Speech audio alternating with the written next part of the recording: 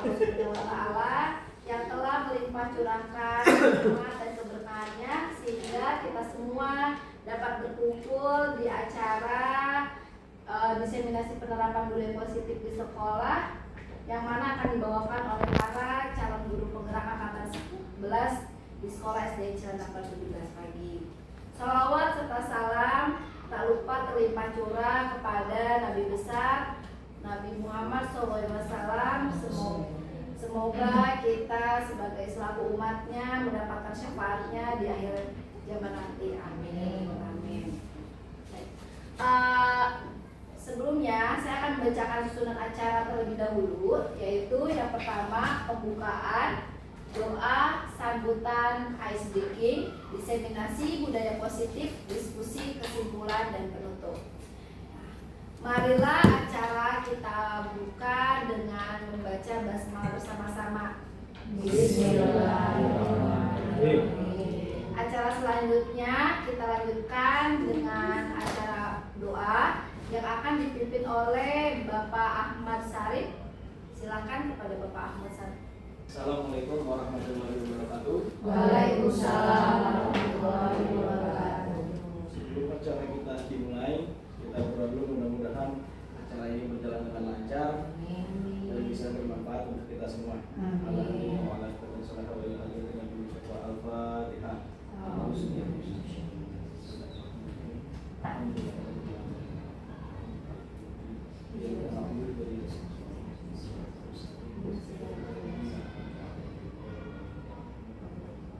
Amin amin wa qarina ya ilahi Allahumma bihaqil Fatihah wa syiril Fatihah wa bikaronatil Fatihah wa bimu'jizatil Fatihah ya farijal kami ya kasufal dunia amal ya Allah ya Rahman ya jalal Allah wa ya jalal ya Rahman wa ya takram wa ya Rahim Allah bihaya Allah bihaya wa bihusnil Fatimah da'wa fiha subhanaka Allahumma wa tahiyyatu fiha salam wa akhiru da'wahum walhamdulillahi rabbil alamin.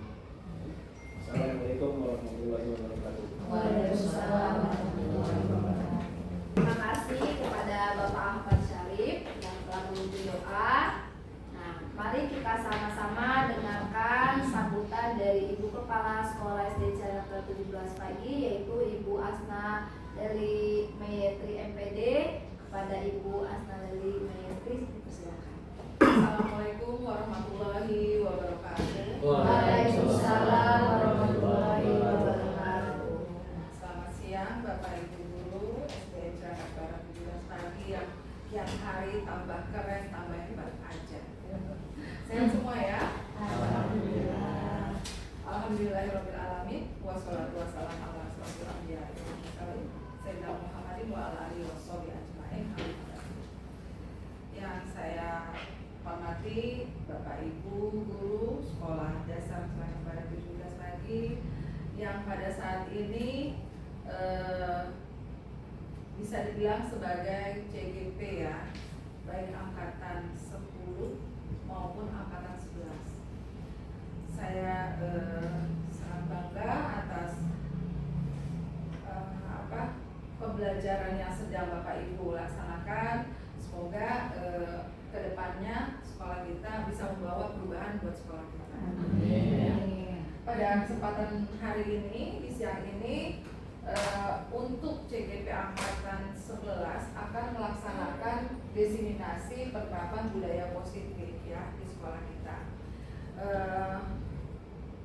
Mungkin ini adalah satu bentuk refleksi bagi para PGP untuk bisa mendeseminasikan apa sih itu budaya positif di sekolah gitu ya. Mungkin seperti itu. Nanti sama-sama kita dengarkan penjelasan dari masing-masing guru, baik itu Bu Fitri, Bu Afifah, dan Bu Sri ya, yang angkatan 11 nih. Karena yang angkatan 10 sudah ya, sudah dilakukan. Kemudian nanti setelah dijelaskan akan dilakukan diskusi ya, sebagai pemantapan dan refleksi. Ya baik, saya tidak panjang kata supaya kegiatan diseminasi ini bisa berjalan lancar.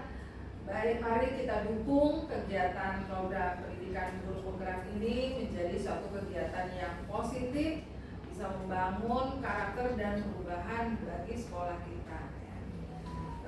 Demikian saya tutup. Wabillahi taufiq wal hidayah. Wassalamualaikum warahmatullahi wabarakatuh. Waalaikumsalam warahmatullahi wabarakatuh. Terima kasih. Terima kasih kepada Ibu Kepala Sekolah yang telah memberikan sambutan sekaligus membukanya acara diseminasi ini. Nah, mari kita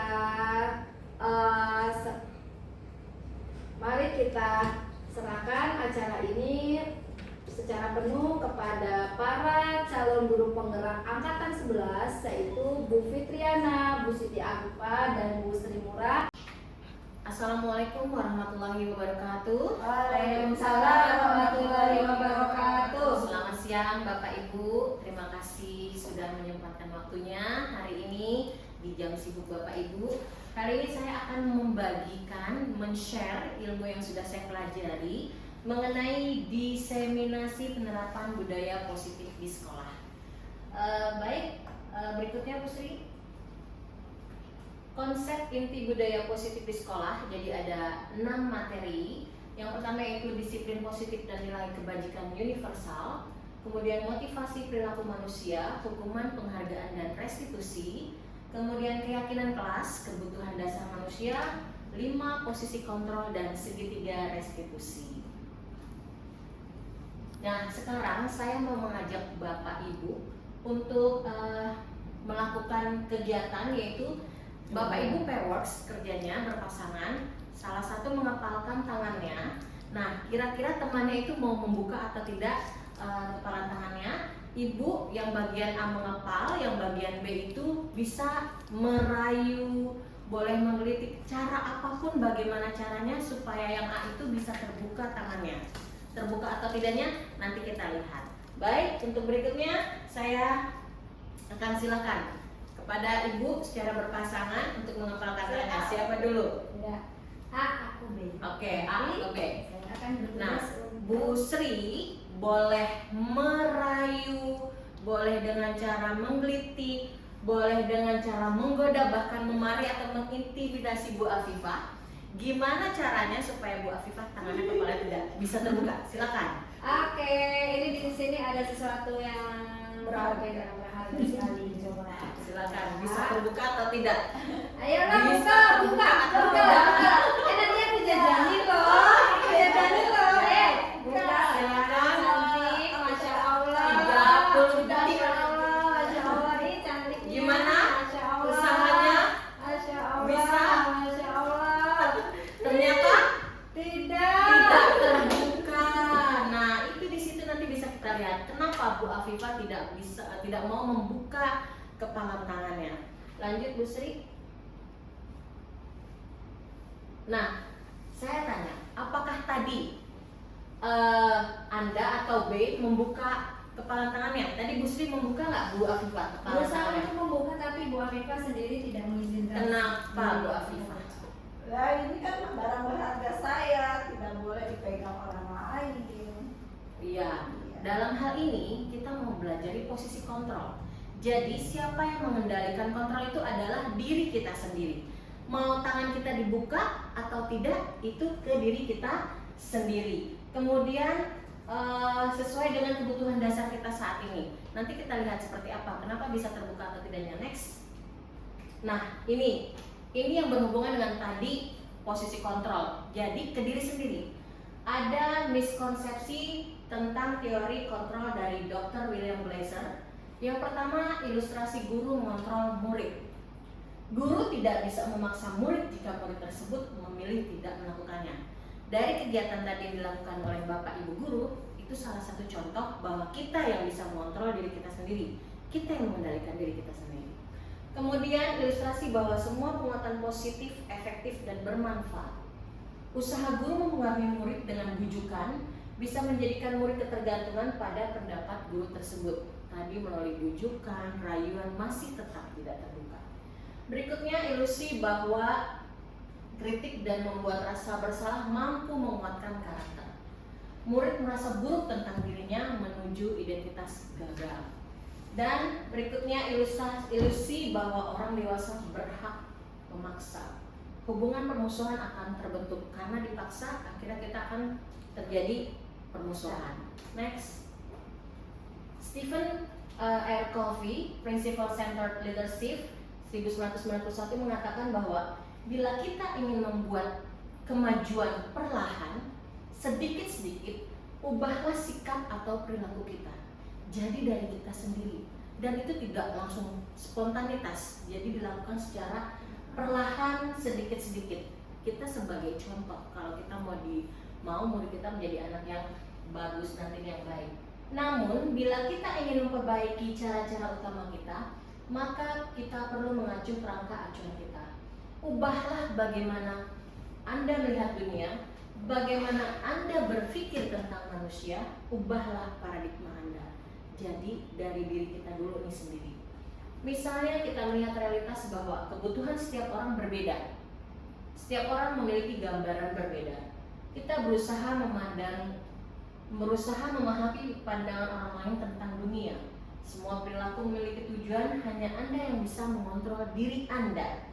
Anda tidak bisa mengontrol diri orang lain. Kolaborasi dan konsensus menciptakan pilihan-pilihan baru dan model berpikir menang-menang. Kalau kita bilang 50-50 win-win solution. Ya. Nah ini salah satunya yang tadinya stimulus respon, kemudian berubah menjadi teori kontrol.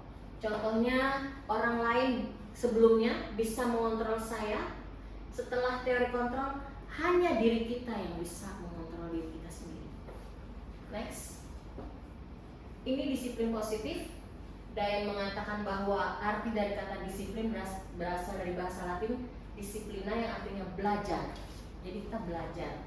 Kata disiplin juga berasal dari akar kata yang sama dengan disciple atau murid pengikut. Untuk menjadi seorang atau pengikut, seseorang harus paham betul alasan mengapa mereka mengikuti suatu aliran atau ajaran tertentu, sehingga motivasi yang terbangun adalah motivasi intrinsik, bukan ekstrinsik. Sebagai pendidik, tujuan kita adalah menciptakan peserta didik yang memiliki disiplin diri sehingga mereka berperilaku mengacu kepada nilai-nilai kebajikan universal dan memiliki motivasi intrinsik dalam perubahan perilaku ke arah yang lebih baik. Jadi, motivasinya itu dari diri sendiri, bukan dari pihak luar, dari manapun. Next, nilai-nilai kebajikan universal, nilai yang disepakati bersama lepas dari suku bangsa, agama, bahasa maupun latar belakang, semua sama karena universal. Terus sifat-sifat positif manusia yang merupakan tujuan mulia yang ingin dicapai oleh setiap individu. Yang pertama adalah profil pelajar Pancasila. Ada 6 profil pelajar Pancasila. Yang pertama, beriman dan bertakwa kepada Tuhan Yang Maha Esa, kemudian berakhlak mulia, kebinekaan global, gotong royong, mandiri, kreatif, dan kritis. Berikutnya yang nomor 2 ada IDEO Primary Years Program atau PYP, toleransi, rasa hormat, integritas, mandiri, menghargai, antusias, empati, keingintahuan, kreativitas, kerjasama, percaya diri, dan komitmen. Dan terakhir keterampilan hidup atau life skill, dapat dipercaya, lurus hati, pendengar yang aktif, tidak merendahkan orang lain, dan memberikan yang terbaik dari diri. Next. Nah, berikutnya ini adalah teori motivasi perilaku manusia. Yang pertama adalah untuk menghindari ketidaknyamanan atau hukuman. Kedua, untuk mendapatkan imbalan penghargaan dari orang lain. Ketiga, untuk menjadi orang yang mereka inginkan dan menghargai diri sendiri dengan nilai yang mereka percaya. Yang untuk nomor 1, 2, untuk menghindari ketidaknyamanan hukuman, untuk mendapatkan imbalan penghargaan orang lain, itu merupakan motivasi eksternal. Jadi mereka melakukan sesuatu itu bukan dari diri sendiri.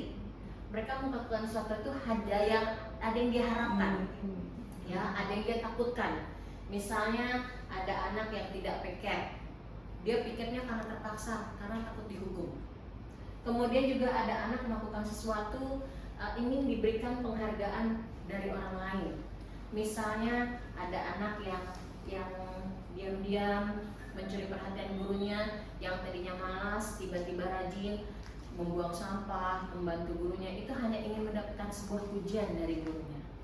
Dan yang terakhir itu motivasi internal, jadi itu benar-benar dari diri dia sendiri dan mereka itu percaya bahwa yang mereka yakin itu tuh benar dan baik. Berikutnya Bu Sri. Nah, ini jika murid melanggar peraturan, apa yang Bapak Ibu guru lakukan? Di sini ada tindakan guru. Salah satunya adalah lari mengelilingi lapangan basket 2 kali karena terlambat hadir sekolah. Nah, Bapak Ibu guru masih menerapkan seperti ini atau tidak? Karena ini termasuk apa? Hukuman dan ada juga yang konsekuensi ya. Masih ada yang melakukan ini ya. Baik, kita lihat selanjutnya.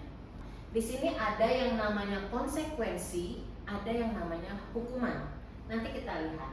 Dari 7 ini, nanti kita lihat Bapak Ibu bisa memberikan masukan mana yang merupakan hukuman, mana yang merupakan konsekuensi. Oke. Yang pertama, kira-kira hukuman atau konsekuensi?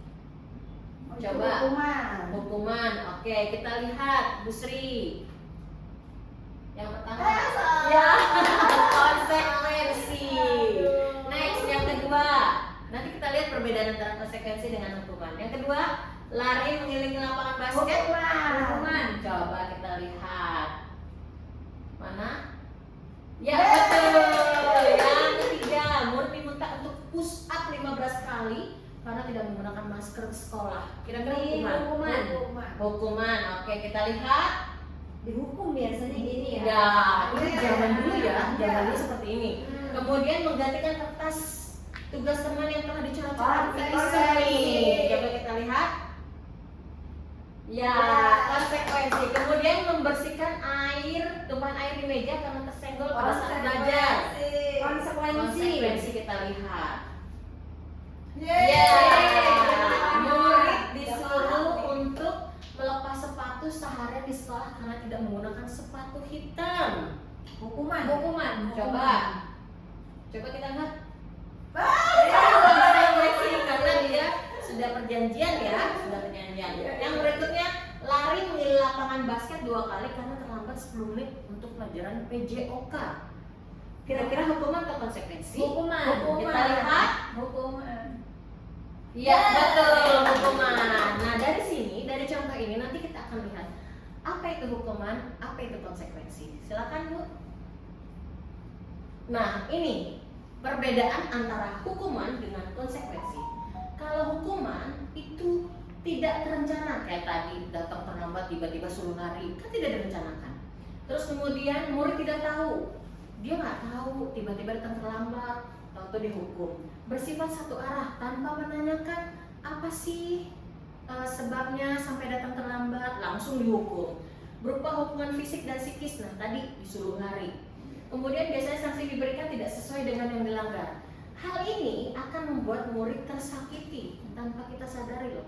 Kita menyakiti murid kita dan dia akan bersifat agresif, pasif, bahkan dendam dengan kitanya. Ini sudah tidak baik lagi dijalankan untuk saat ini. Kemudian konsekuensi. Kalau konsekuensi biasanya kita direncanakan dan sudah disepakati. Misalnya, kalau kamu tidak pakai sepatu hitam, nanti konsekuensinya apa? Itu sudah ada kesepakatan. Iya Ibu Guru, nanti kita nggak pakai. Nah, itu sesuai persetujuan bersama. Kemudian murid tetap dibuat tidak nyaman. Sikap guru selalu memonitor murid. Hasilnya murid juga tidak nyaman. Penghargaan adalah suatu bentuk imbalan atau reward yang diberikan kepada seseorang kelompok karena berperilaku baik. Kira-kira penghargaan menurut Bapak Ibu bagus nggak untuk anak-anak? Ya, untuk semangat. Untuk semangat, Bagus ya. bagus ya. Baik, kita baca. Pada kenyataannya, penghargaan dapat membuat murid terjadi kesenjangan, kecemburuan dengan temannya. Nanti dia akan bilang ini, dia mulu, saya enggak, yang pintar dia aja. Nanti akan ada rasa seperti itu. Jadinya muridnya nanti yang pintar ya senang, yang merasa kurang minder jadinya, ngedown. Terus kemudian perilaku yang ditujukan bukan karena dari dalam diri atau internal. Guru membantu murid untuk berperilaku baik sesuai dengan yang ia yakini.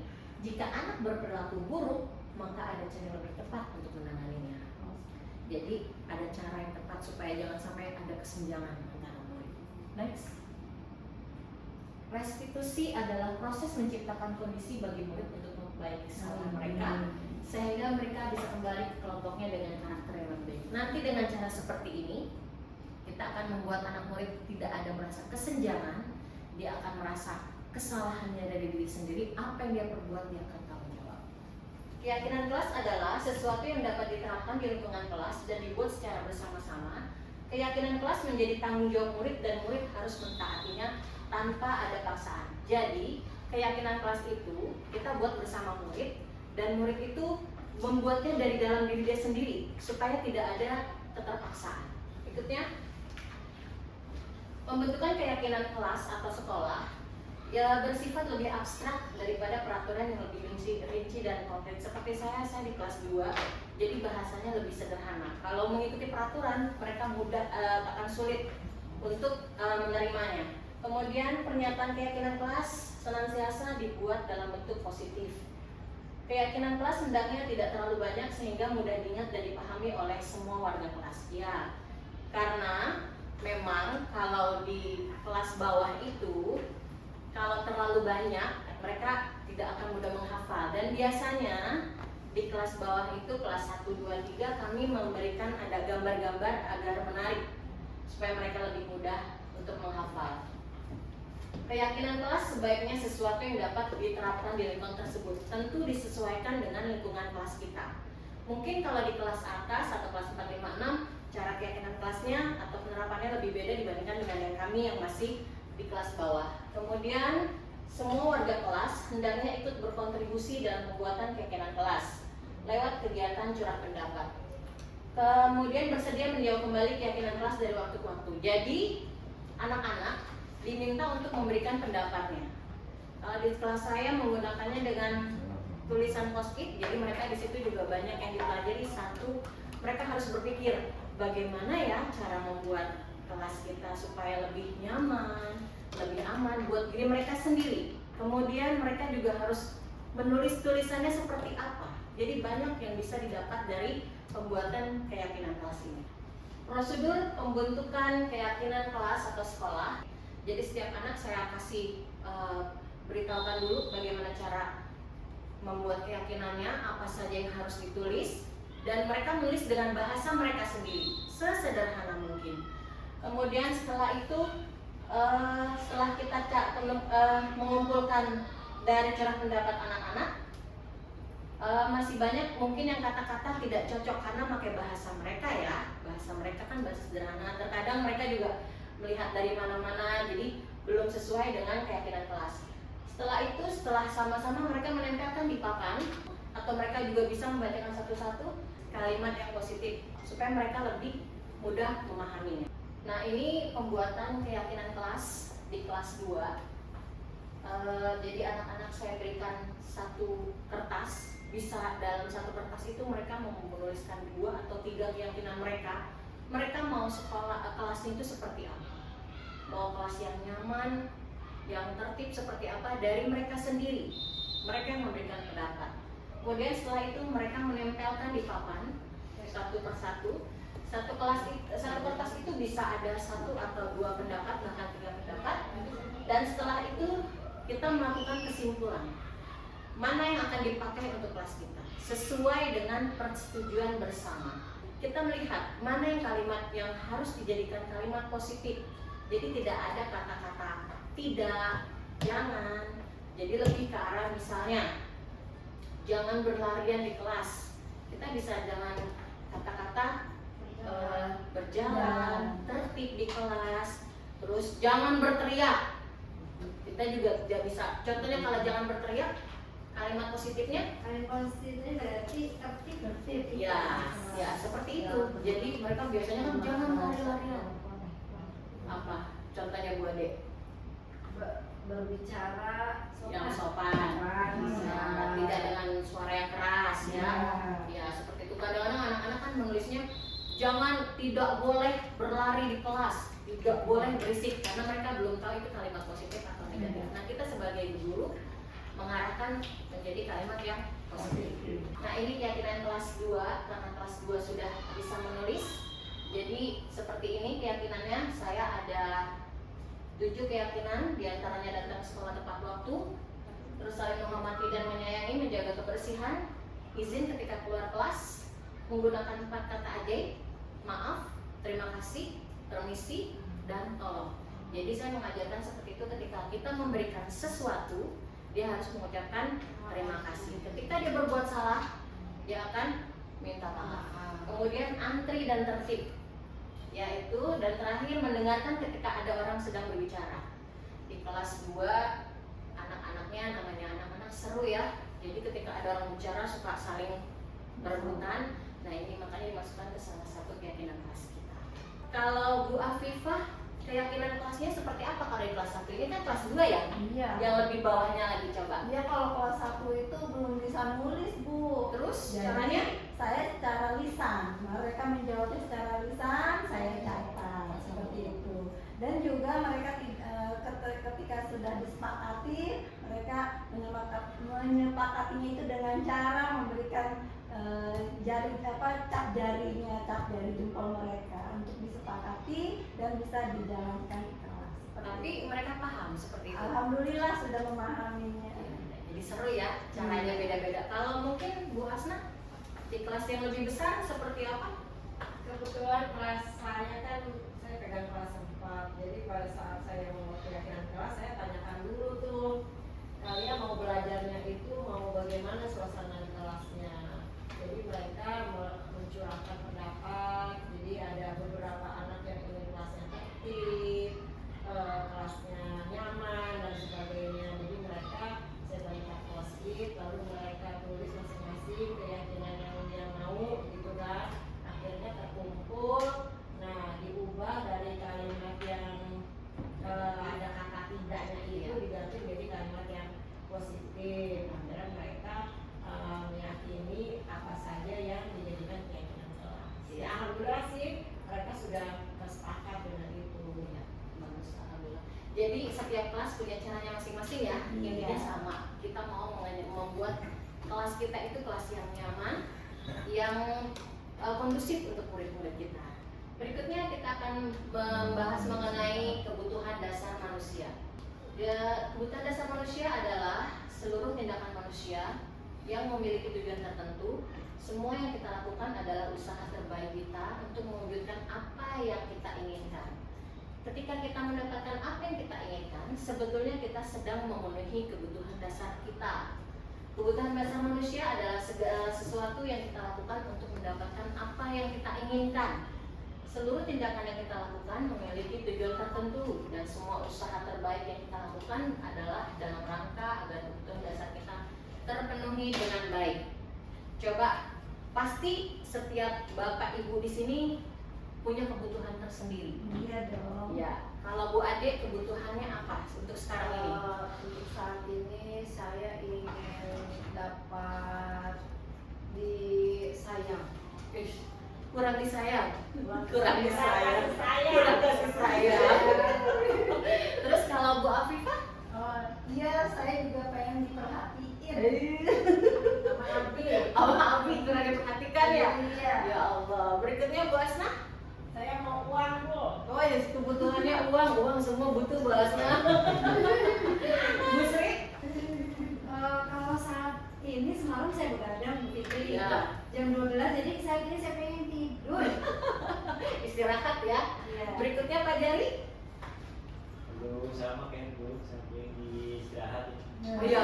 Jadi ada yang butuh istirahat. Saat ini ya.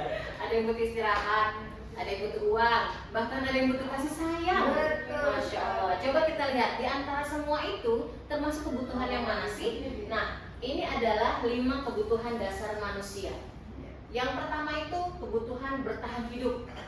Yang namanya kebutuhan bertahan hidup, pasti kita butuh makanan, terus pakaian, tempat tinggal, keamanan dan kesehatan. Itu salah satu untuk bertahan hidup. Ya. Kemudian yang kedua kasih sayang. Nah tadi nih Bu Afifah sama Bu Ade membutuhkan rasa kasih sayang, rasa diterima, dipedulikan, berbagi, kerjasama menjadi bagian dalam kelompok. Kalau yang Bu Ade sama Bu Afifah kasih sayangnya bagian yang mana nih? Iya. Dipedulikan, rasa diterima. Sudah dipedulikan. dipedulikan. Baik, kemudian yang berikutnya penguasaan.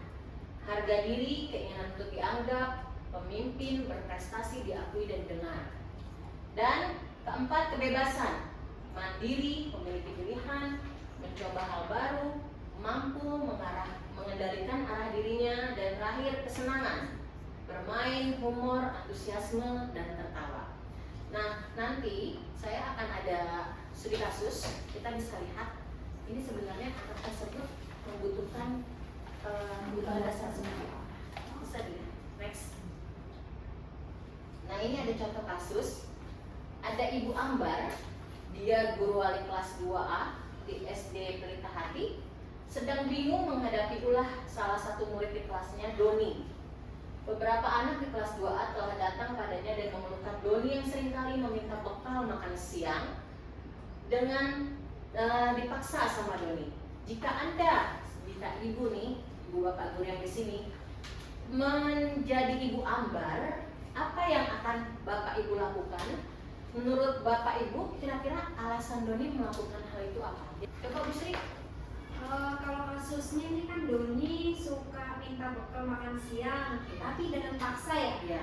Berarti menurut saya alasan Doni itu dia kan memaksa, berarti dia benar-benar menginginkan bekal itu. Jadi mungkin kebutuhan dasarnya yang tadi, kebutuhan dasarnya yang awal tuh apa tadi? Bertanding ya, makan ya. Oh iya. Iya nggak? Nah, selain itu bisa karena dia lapar ya, dia ngambil paksa. Oh, dia ngambil paksa. Tapi selain itu ada juga loh kebutuhan yang lain. Kira-kira apa? Perhatian. Perhatian contohnya dari mana perhatiannya? Ya dia itu kan pengen diperhatiin sama gurunya, mungkin ya biar diaduin sama gurunya gitu. Oh, dengan caranya seperti itu. Iya, biar dilihat sama Caranya benar atau salah? ya salah. Salah ya. Tapi ya itulah cara anak-anak ya. Iya. Kita kembali lagi, anak-anak itu caranya unik buat mencari perhatian kita. Kemudian ada lagi, kayaknya ada lagi satu. Ini Apa buat Dek? saya pernah mengalami murid saya seperti itu, Bu Fitri. Nah dia itu sering apa ya, sambil lewat kan teman-temannya makan nih, kan dia lewat sambil coel itu dia. Terus saya tanya, katanya iseng Bu Fitri. Ya Allah. Iya, Iseng ya. Bukan apa-apa, dia udah dikasih uang jajan sama ibunya. Cukup ya padahal ya. Bekalnya juga ada, cuma ketika lewatin tamunya yang sedang makan dia kan nyomot lagi kayak gitu. Kayaknya dia emang iseng, dia Berarti pengen dia merasa senang gitu kalau bantu temennya. Berarti kebutuhan yang kelima tadi ya, Iya. buat kesenangan ya. Kesenangan. Iseng dengan temennya. Iya. Ya Bu Kalau Asma. menurut saya sih banyak faktor ya yang mempengaruhi anak tersebut melakukan sesuatu. Iya. Maka itu kalau misalkan saya situasinya seperti Bu Ambar, ya saya akan menggali informasi dari si Doni. Jadi biar si Doni yang mengungkapkan alasannya mengapa dia demikian gitu perilakunya. Kalau misalkan tidak menggali informasi dari Doninya, ya kita sebagai guru cuma menduga-duga saja. Ya, maka itu harus ada pendekatan emosional terhadap si Doni.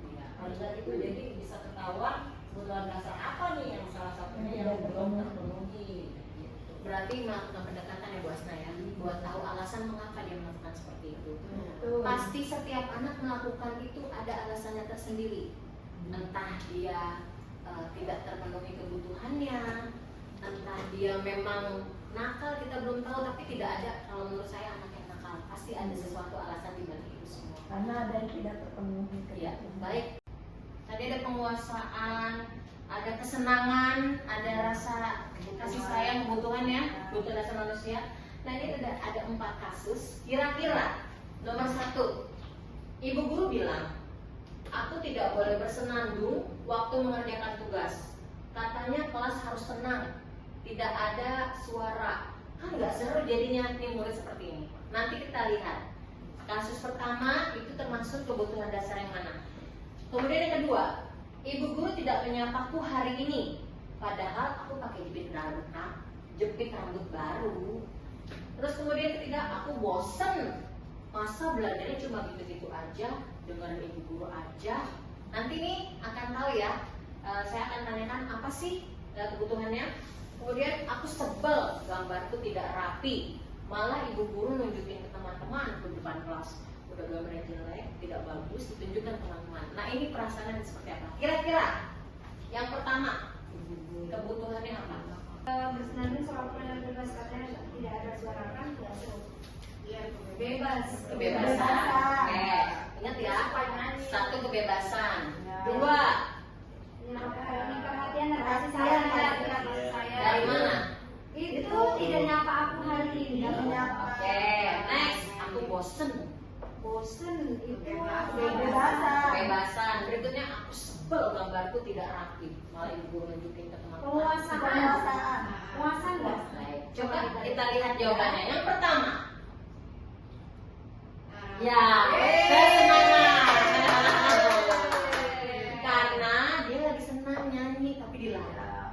Berikutnya, kasih sayang. Betul ya tadi karena nggak nyapa. Padahal dia udah pakai jepit rambut baru. Next, kebebasan. Dia bosen belajarnya gitu-gitu aja. Dia pengennya tuh yang beda gitu. Ekspresif. Iya, betul. Next. Ya, dia mau nunjukin teman-temannya padahal gambar dia malah dibilangnya tidak rapi sama gurunya. Dia sebel. Iya, baik. Terima kasih, hebat semuanya. Kita lihat ya. Kita mau olahraga. Kita ice breaking biar lebih semangat. Contohnya Angel ini. Bukan. Ya, stand up please. Berdiri. Mulai.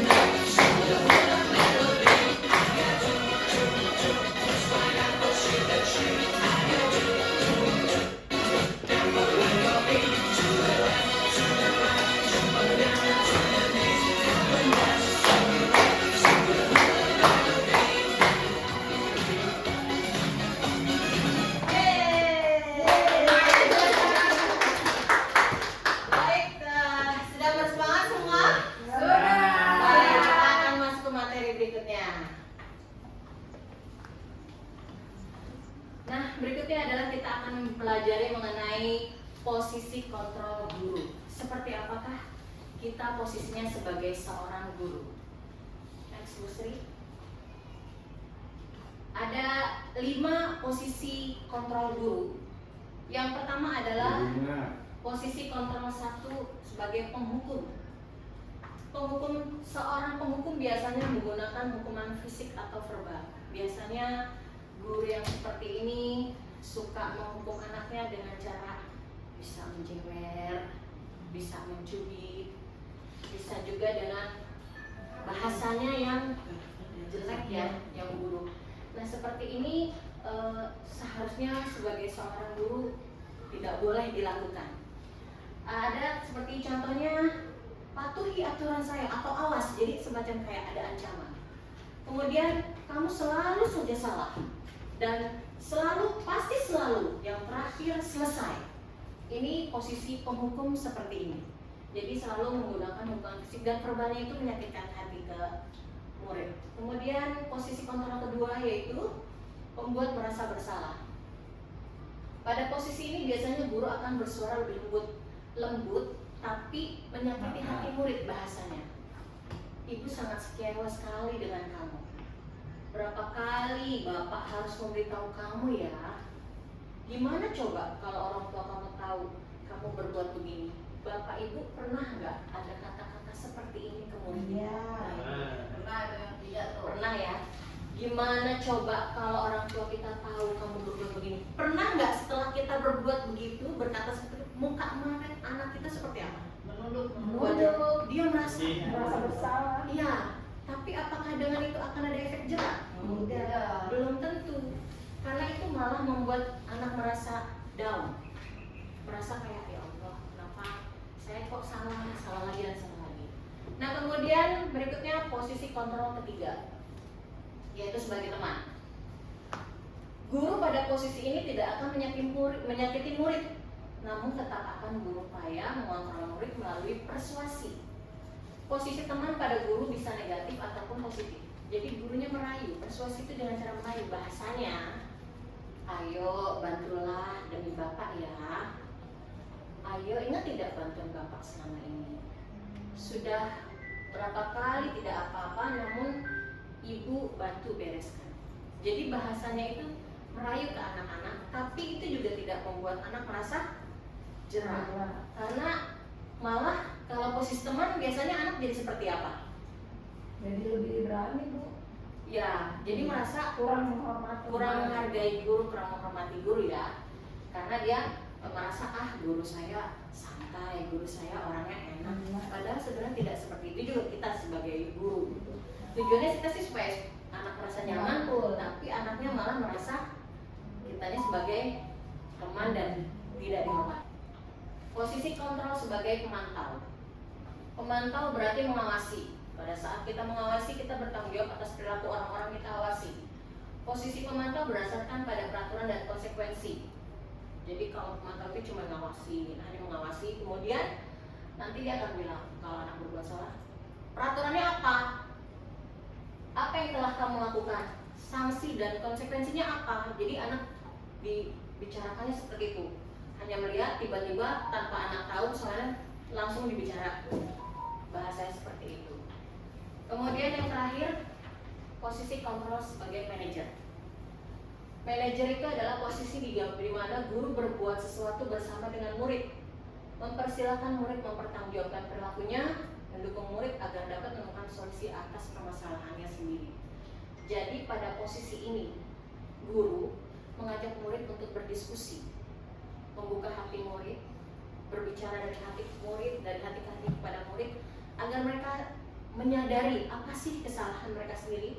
Terus kemudian mereka berusaha untuk memperbaikinya, dan kita hanya menuntun murid agar dia mengetahui dari mana letak kesalahannya. Biasanya pada manajer ini murid diajak untuk menganalisis kebutuhan dirinya maupun kebutuhan orang lain. Di sini penekanan bukan pada kemampuan membuat konsekuensi, namun dapat berkolaborasi antara guru dan murid. Bagaimana cara memperbaiki kesalahan dengan caranya berbicara seperti ini. Contoh seorang manajer. Apa yang kita yakini? Kalau kita di kelas bicara kembali keyakinan kelas kita. Kemudian, apakah kamu meyakininya? Jika kamu meyakininya, apakah kamu bersedia memperbaikinya?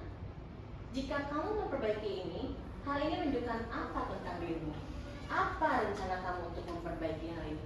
Jadi anak ditanyakan bagaimana cara dia memperbaikinya. Kembali ke diri anak tersebut. Tugas seorang manajer bukan untuk mengatur perilaku seseorang. Kita membimbing murid untuk dapat mengatur dirinya. Seorang manajer bukannya memisahkan murid dari kelompoknya, tapi mengembalikan murid tersebut ke kelompoknya dengan lebih baik dan lebih baik. Jadi pada posisi ini, anak tidak akan merasa bersalah, anak tidak akan merasa takut. Jadi anak sadar dengan dirinya sendiri apa kesalahannya, dan dia bisa kembali ke temannya tanpa ada rasa malu. Jadi dia bisa kembali ke kelompoknya dan bisa seperti biasa lagi, padahal sebelumnya dia sudah bermasalah. Tapi cara menangani dengan posisi kontrol manajer ini, anak akan merasa tidak terhakimi. Baik, kira-kira Bapak Ibu guru pernah melakukan posisi kontrol yang mana? Itu bahasa Pemantau. Saya bisa bayangkan ya Bu Asma sebagai pemantau. Kayak gimana contohnya Bu Asma? Ya dilihatin, diperhatikan. Pemantau aja ya. Begitu ada kesalahan saya panggil, kamu lupa hari ini seragamnya apa. Oke, ketika dia salah memakai seragamnya. Tapi sekarang masih semantau? Oh Tidak. Kalau Bu Afifah pernah melakukan yang mana? Teman Bu, Teman. karena saya masih anak-anak ya, jadi anak-anak kan pengennya diperhatiin seperti itu. Tapi mereka mengerti tidak? Ya, jadi kadang yang paham, yang kadang suka lebih menunjak ya. Seperti Manja ya, Manja. Iya. Kalau Bu Ade? Kalau saya ya sama sebagai teman gitu. Karena saya sih lebih senang anak-anak emang dekat sama saya supaya dia itu nggak canggung gitu buat cerita. Cuman ya itu dampak negatifnya itu si anak jadi karena nggak canggung, jadi kadang suka bercandain ke saya. Iya. Jadi kayak benar-benar nganggap teman ya. Dia tidak melihat sebagai seorang guru kalau itu seperti itu. Kalau Ibu Sri? Kalau saya mungkin sama dengan Bu Asna, pemantau ya. Iya. Pernah juga sih sebagai teman gitu. Kalau pemantau itu biasanya saya melihat kalau kelas tinggi itu kan kadang-kadang pakai bajunya itu ada yang harusnya mereka kan sudah bisa mencuci sendiri ya begitu ya. Tapi mereka dengan baju yang kadang-kadang digosok, terus masih ada aroma-aroma nggak enak, saya deketin, terus saya gini pakai baju misalkan pakai sabuk atau bajunya lecek, saya bilang ini kenapa nggak dicuci, ini kenapa nggak digosok. Itu menurut saya itu kayak mantap ya, mengawasi gitu kan. Di sini kan mengawasi, bertanggung jawab atas perilaku orang-orang yang kita awasi. Seperti itu Bu Fitri. Tapi sebenarnya ternyata setelah kita tahu posisi yang paling baik itu manajer. Jadi anak benar-benar rasa kesalahannya tuh dari diri dia sendiri. Jadi dia akan memperbaiki dari kesalahan dia sendiri. Betul. Ya, kita hanya membimbing. Oh berarti gini Bu Fitri ya, mungkin ya kalau setelah lihat paparan Bu Fitri, kalau kita tadi kan saya merasakan saya itu selama ini ya bisa jadi teman, bisa jadi pemantau. Mungkin ketika kita melihat anak didik kita yang misalkan nih memakai seragam yang tidak sesuai kebutuhan kan harus rapi bersih. Ketika mereka itu pakai baju yang lecek, mungkin kita kalau sebagai manajer kita akan tanya mungkin ya. Iya, dengan Asia, kenapa bajunya lecek? Iya, Betul. iya. Jadi nanti dari Asianya mungkin akan berbicara. Iya, alasannya. Alasannya seperti itu mungkin ya. Iya. Kayak ini setelah lihat paparan mungkin. Iya, jadi benar-benar kita harus menanyakan ke anaknya. Dia pasti ada alasan seperti itu. Biar dia tahu kesalahan dia. Biar dia tahu kesalahannya seperti apa. Baik, itu tentang posisi kontrol seorang guru. Jadi di antara semua itu yang paling baik adalah kita sebagai seorang guru, yaitu posisi kontrol manajer. Oke, semangat yuk untuk Kita pasti bisa. Kita pasti bisa. bisa. Tapi saya yakin semua itu butuh proses. Betul. Kita tidak bisa langsung, karena kita juga kan sedang proses belajar ya. anak, mempelajari diri sendiri dengan lingkungan kita. Betul. Ya, untuk materi berikutnya silakan. Nah, ini kita akan belajar mengenai segitiga restitusi. Mungkin bagi Bapak Ibu guru ini hal yang baru ya. Bangunan apa sih segitiga? Apa sih? Taunya Iya. segitiga doang. Iya, segitiga itu bangun datar ya. Iya. Segitiga restitusi seperti apa? Segitiga restitusi, nah ini ada contoh segitiganya. Jadi ini sebuah proses nanti dalam menangani siswa kita. Jadi kita bisa tahu tahapan-tahapannya supaya kita bisa jadi menjadi seorang manajer, sambungan dari yang tadi. Restitusi adalah suatu proses dialog yang dijalankan guru atau orang tua agar dapat menghasilkan murid yang mandiri dan bertanggung jawab. Nah, ini prosesnya pertama menstabilitaskan identitas. Membuat kesalahan adalah proses pembelajaran. Kemudian validasi tindakan yang salah. Setiap perilaku berupaya untuk memenuhi suatu kebutuhan tertentu. Kemudian menanyakan kembali lagi keyakinan kelas. Mampu mengaitkan keyakinannya dengan tindakan yang salah. Jadi itu fungsi keyakinan kelas kita, mengingatkan diri kita sebagai batasan murid kita dalam melakukan tindakan mana yang baik, mana yang tidak, nanti bisa tahu dari sana. Berikutnya Bu Sri. Ini ciri-ciri restitusi yang membedakan dengan program disiplin lainnya. Restitusi bukan untuk menebus kesalahan, namun untuk belajar dari kesalahan. Restitusi memperbaiki hubungan. Kemudian restitusi adalah tawaran bukan paksaan. Restitusi menuntun sesuai dengan filosofi Ki Hajar Dewantara. Kita sebagai pengajar atau pendidik harus menuntun murid-murid kita. Ini restitusi menuntun untuk melihat ke dalam diri. Kemudian restitusi mencari kebutuhan dasar. Dari yang tadi itu ada 5 kebutuhan dasar yang mendasari tindakan. Pasti anak melakukan segala sesuatunya itu ada dasarnya. Kemudian restitusi fokus pada karakter bukan tindakan. Restitusi menguatkan, restitusi fokus pada solusi, dan restitusi mengembalikan murid yang berbuat salah pada kelompok.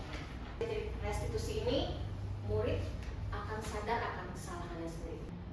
Jadi dalam suatu masalah kita tidak bisa menjudge kalau anak itu salah sepenuhnya. Jadi harus melalui sebagai proses agar dia tahu kesalahannya seperti apa, dan nanti ketika dia kembali ke temannya, kelompoknya, dia menjadi pribadi yang lebih kuat lagi. Jadi mandiri gitu ya. Ya, jadi lebih mandiri dan tidak merasa minder, tidak merasa malu, tidak merasa takut karena dari kesalahannya sendiri. Jadi itulah tugas kembali lagi kayak tadi, seorang manajer, posisi kontrol. Nah, ini contoh saya melakukan segitiga restitusi kepada salah satu murid saya. Kasusnya ketika sholat duha,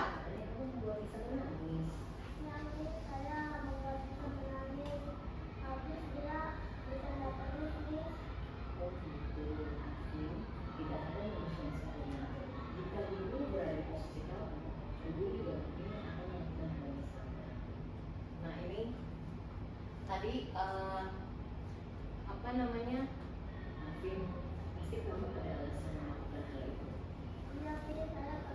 Ini validasi kesalahan ya. Tadi dia bilang stabilitas. Oh, jadi kalau saya ini pernah dia.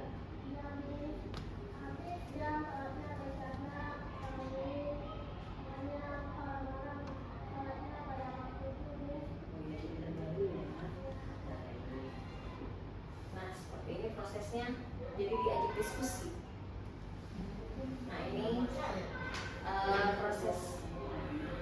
Kamu bersedia tidak meyakini dengan keyakinan keras? Seperti apa?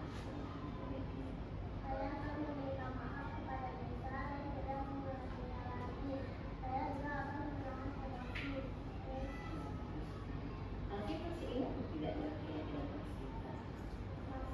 Apa ya?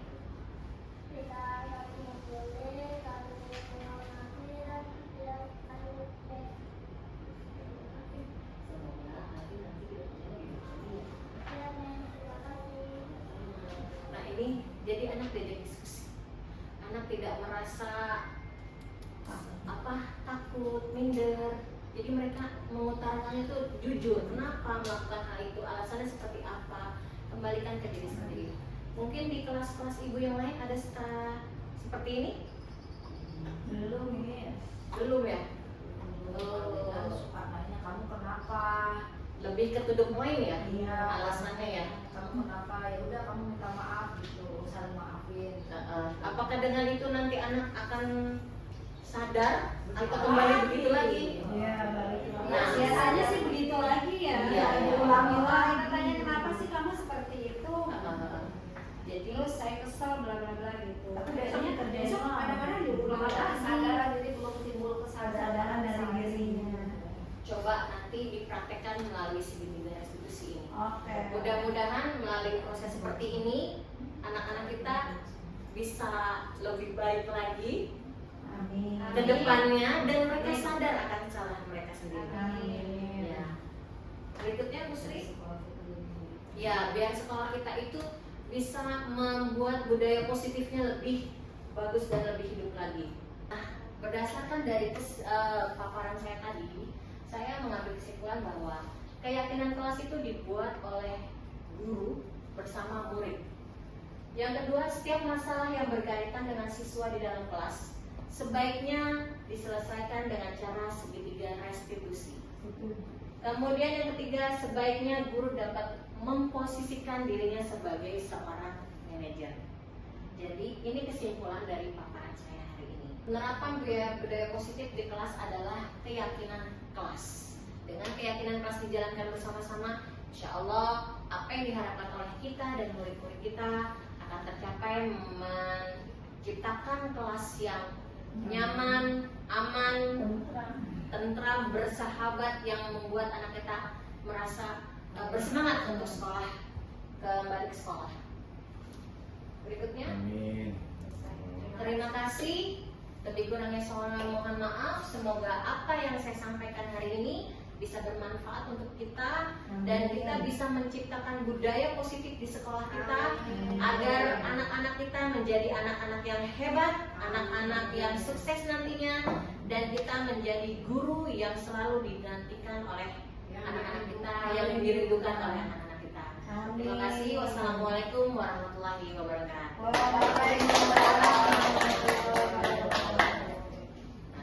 Hari ini saya akan merefleksikan kegiatan diseminasi budaya positif. Perasaan yang saya rasakan yaitu senang karena kita semua bisa berbagi dengan teman-teman yang lain. Hal yang menarik buat saya dalam hal ini yaitu ice breakingnya bikin kita senam, lebih semangat, terpacu. Terus apa yang saya pelajari hari ini yaitu tentang keyakinan kelas, terus posisi guru. Ternyata posisi kontrol guru itu tidak hanya sebagai penghukum, bahkan itu merupakan hal yang paling rendah di posisi guru. Nah, seharusnya posisi guru yang baik itu yaitu sebagai posisi manajer. Nah, semoga saya bisa menerapkan kedepannya sebagai guru posisi manajer. Terima kasih. Pada kegiatan diseminasi ini sangat luar biasa ya, materinya itu juga agak gemoy ya, jadi padat. Jadi yang saya pelajari pada kegiatan ini, saya menambah materi-materi, menambah wawasan baru, ilmu baru mengenai tentang budaya positif, tentang teori disiplin, tentang posisi kontrol guru terhadap murid. Jadi banyak sekali yang saya pelajari hari ini. Jadi yang bikin saya senang itu saya menambah pengetahuan, dan yang menarik dari materi ini adalah bagaimana cara mengaplikasikan segitiga restitusi terhadap murid di sekolah supaya nanti si murid itu bisa menjadi anak yang lebih baik lagi, yang punya karakter yang baik dan kuat gitu. Apalagi pada saat guru-guru tadi menampilkan beberapa video restitusi, itu sangat menarik buat saya. Itu menjadi pembelajaran juga buat saya. Udah itu aja, cukup. Terima kasih.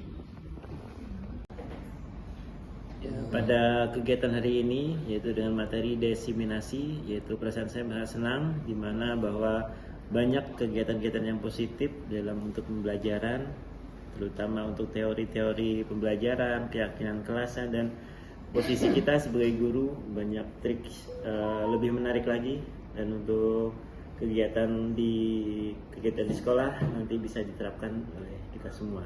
Terima kasih. Inilah acara diseminasi penerapan budaya positif di sekolah berjalan dengan lancar. Bagaimana perasaannya Bapak Ibu? Senang. Nah, alhamdulillah. Kasih tepuk keren dulu dong buat CGP angkatan 11 kita ini. Yo, tepuk keren. Kamu keren. Kita keren. Semua keren. Kamu, saya, Iya. kita. Ayo, ulang-ulang. Kamu, saya, Kita. Kamu keren, saya keren, Semua keren. kita keren, semua Oh, keren. berarti kali. Oke. Kamu, saya, kita, semua. Ya. Oke ya. Ya, kasih tepuk keren untuk CGP angkatan 11 sekolah kita. Yuk, 3 tepuk keren. Kamu keren. Saya keren. Kita keren. Semua keren. Acaranya seru sekali ya teman-teman. Banyak hal-hal yang positif yang bisa kita ambil, bahkan kita terapkan nanti di sekolah, di kelas. Nah, bagaimana cara menumbuhkan dan